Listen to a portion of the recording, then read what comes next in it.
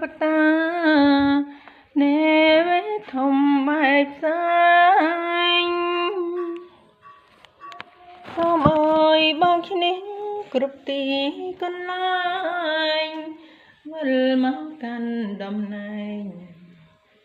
អូនតែចាំមើលតែភ្លេង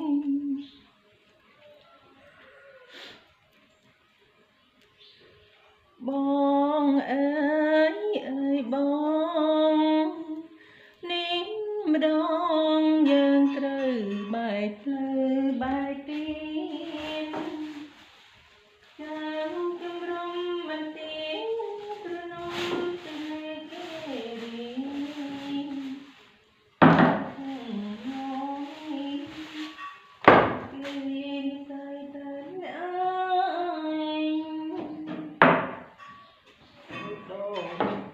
ក្រំទីស្រីណា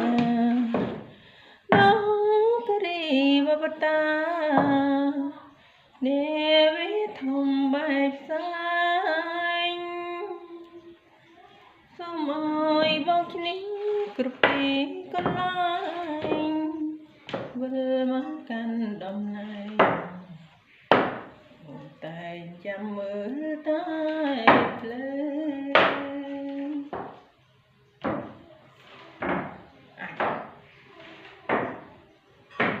គឺជើងទៅដាក់ហបញ៉ាញ់